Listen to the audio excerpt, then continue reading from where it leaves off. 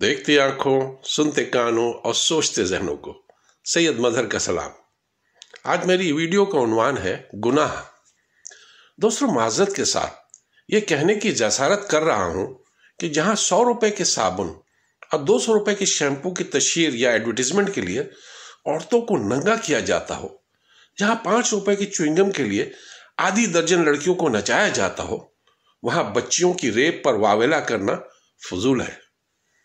जहां TV drama में देवर भाभी के नाजायज ताल्लुकात दिखाना मामूल बन जाए और दिखाया जाए कि शौहर का अपनी बीवी के पहले यार से मिलाना कुर्बानी जैसा है, और ये दिखाया जाए कि भाई लड़की पटाने के लिए बहन को कैसे इस्तेमाल करे, वहां इखलाकियात और इंसानियत का दर्ज देना मुनाफकत है।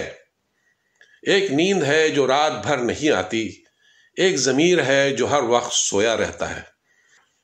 दोस्तों, जहां लोगों ने ब्लड प्रेशर के डर से नमक खाना छोड़ दिया, शुगर के डर से मीठा खाना छोड़ दिया, लेकिन अल्लाह के डर से हराम खाना नहीं छोड़ा, वहां अल्लाह का अजाब नहीं आएगा तो क्या मनोसलवा उतरेगा?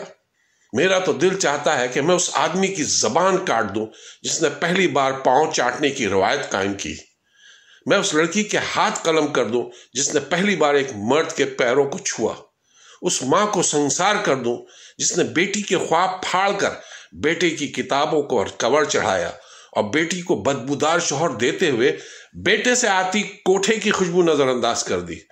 उस बाप को कूड़े के जलते हुए ढेर में दबा दूं जिसने अपने बिस्तर में एक कुंवारी लड़की हामला की और बेटी को गैरत की तीली से फूंक दिया। दोस्तों, गुनाह के दौरान हमारा कोई बीवी, बच्चा, यहां तक बिल्ली या हवा का झोंका भी दरवाजा हिला दे तो हमारी पूरी हस्ती हिल कर रह जाती है। क्यों? रिसवाई का डर, इमेज खराब होने का डर। अरे उस दिन क्या होगा जब हमारी बीवी, बच्चे, वालदैन भी सामने देख रहे होंगे, दोस्त और हबाब भी मौजूद होंगे, जमाना दह रहा होगा और थर्ड एम्पायर की तरह क्लिप रोक रोक कर और रिवर्स कर करके दिखाया जा रहा होगा। हाय रे रुसवाई!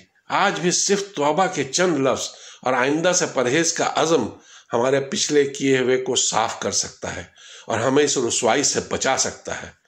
अल्लाह के रसूल हमेशा दुआ मांगते थे सल्लल्लाहु अलैहि वसल्लम कि ऐ अल्लाह, मेरे बातिन को मेरे जाहिर से अच्छा कर दे।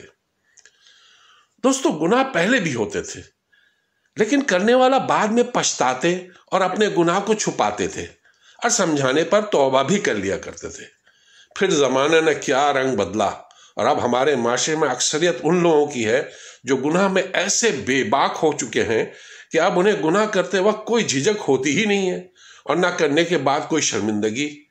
अफसोस, आज नमाज ना पढ़ना, रमजान के रोजे छोड़ देना, सूद और रिश्वत का लेन देन, जमीनों पर कब्जा, गली कूचों में मोबाइल और रकम छीनना, गालियां बकना, जुआ खेलना, नाजायज बच्चों के पैदा होते ही कत्ल करके उनकी लाश कचरे की ढेर पर फेंक देना, बच्चियों से ज्यादती करने के बाद उन्हें कत्ल कर देना या जला देना, अपने आशिक नामुराद को पाने के लिए सगी औलाद को कत्ल कर देना, गंदी वीडियो सोशल मीडिया पर अपलोड करना, किसी के चेहरे पर तेजाब फेंकना और उस जैसे सैकड़ों गुनाह बेबाकी से किए जा रहे हैं।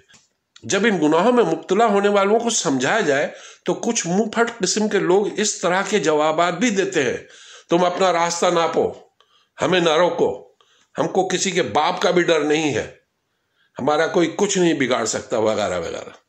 जरा सोचिए, जब कोई अपनी गलती तस्लीम ही नहीं करेगा, वो आइंदा उसे बचेगा क्या? कैसे गुनाहों पर शर्मिंदा होकर तौबा करेगा? उससे भी तशवीशनाक बात यह है कि कुछ लोग इतने बेबाक और सरकश होते हैं कि दूसरों को भी गुनाहों की तरगीब देते हैं, और अगर कोई दूसरों को नेकी की दावत दे कर गुनाहों से बाज रहने का कहे तो उससे लड़ाई झगड़े पर उतर आते हैं। आज से 20-25 साल पहले तक सोशल सिस्टम, माशरती निज़ाम भी इंसान को बुराइयों से बाज रखता था। घर में माँ बाप, चचा, ताया भी तरबियत करते थे और बाहर गली मोहल्ले में बड़ी उम्र के समझदार लोग भी नौजवानों को बुराइयों में मुब्तला देखकर समझाया करते थे। अब वो सोशल सिस्टम भी तकरीबन टूट चुका है। नौजवान अब माँ बाप की नहीं सुनते तो बाहर वालों की कहाँ सुनेंगे। मीडिया, सोशल मीडिया का किरदार सबसे खतरनाक है। इस पर दिखाई जाने वाली फिल्मों, ड्रामों की कहानियां, टॉक शोज और तरह तरह के इश्तहारों के अंदाज ने जो इस्लामी माशरे के दामन पर बिजलियां गिराई हैं, اٹھتا ہوا دھواں اس کا گواہ ہے۔ آج گناہوں میں بڑا مزہ آتا ہے، بڑی لذت محسوس ہوتی ہے، مگر سب نقلی اور جعلی ہے۔ زندگی کا حقیقی لطف تو نیکیوں میں ہے میرے بھائی۔ گناہ میں سرکشی اور بے باکی کی وجہ سے سابقہ قوموں مثلا قوم لوط، قوم عاد، قوم نوح اور قوم صالح پر دنیا میں ہی اللہ کا قہر نازل ہوا اور وہ رہتی دنیا تک داستان عبرت بن گئے۔ ہمیں اللہ پاک کے عذاب سے ڈرنا چاہیے۔ دنیا میں چاہے ہمیں کوئی کچھ نہ کہے، نافرمانیوں کا رزلٹ مرنے کے بعد پتہ چلے گا، لیکن اس وقت بڑی دیر ہو چکی ہوگی۔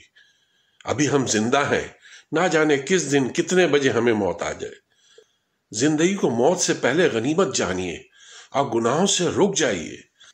اپنے رب پاک کی بارگاہ میں سچی توبہ کر لیجئے، نیکیاں کمانے میں مصروف ہو کر اپنی دنیا و آخرت دونوں سنوار لیجئے۔ اللہ تعالی ہم سب کا حامی و ناصر ہو۔ بہت شکریہ میرے دوستوں۔ السلام علیکم ورحمۃ اللہ وبرکاتہ۔